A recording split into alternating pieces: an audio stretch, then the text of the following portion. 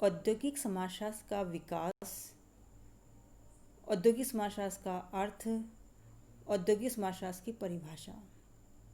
सबसे पहले हम औद्योगिक समाजशास्त्र के विकास को समझेंगे। औद्योगिक समाजशास्त्र की प्रकृति और क्षेत्र को समझने से पूर्व इसके विकास को समझना आवश्यक है।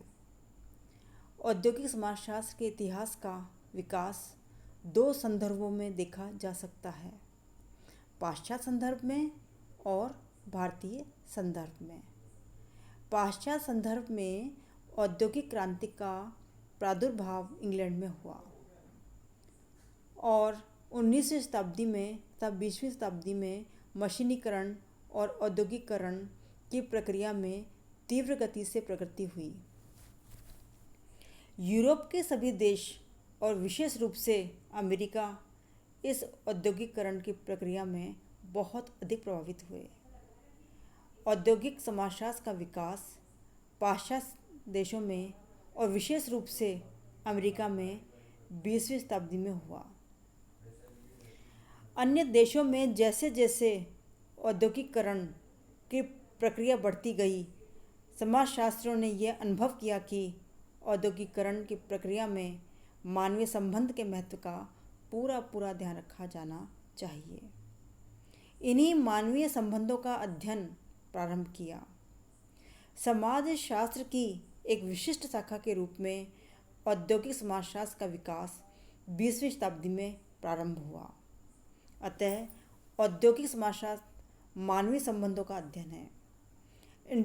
Industrial sociology as the study of the human relation. औद्योगिक समाजशास्त्र के विकास के संदर्भ में एल्टन मेयो ने हार्वर्ड यूनिवर्सिटी में उद्योग में छोटे समूह के अध्ययन पर बड़े महत्वपूर्ण अनुसंधान किए।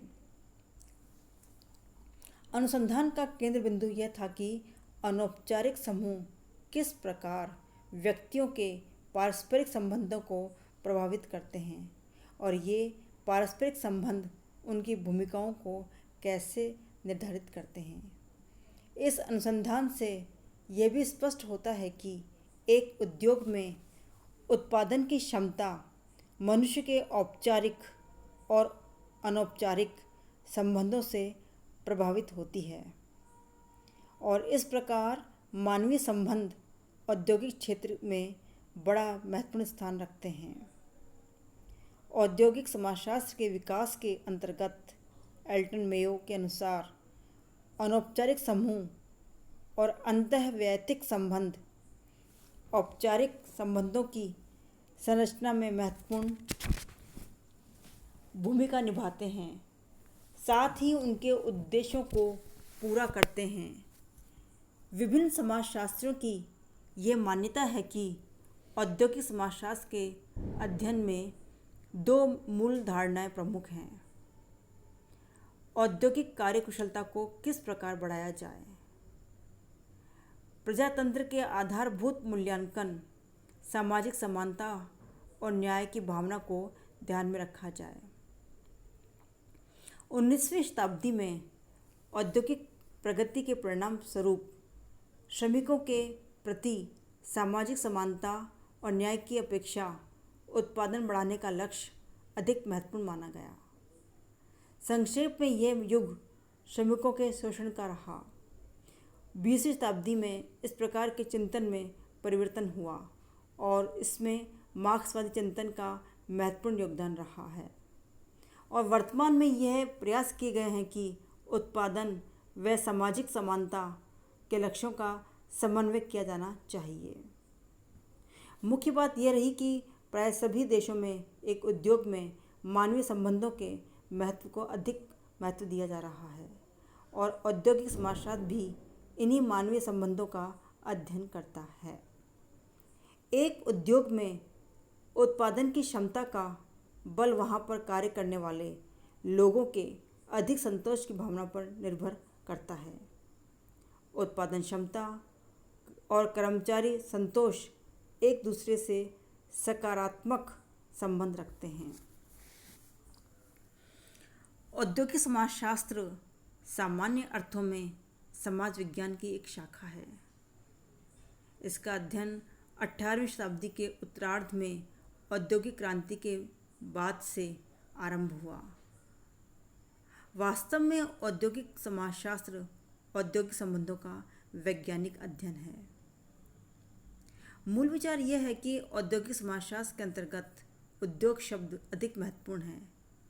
ये शब्द लैटिन भाषा के इंडस्ट्रिया से लिया गया है, जिसका अर्थ कुशलता या उद्यम से होता है। संकुचित अर्थों में कारखाने को उद्योग कहते हैं।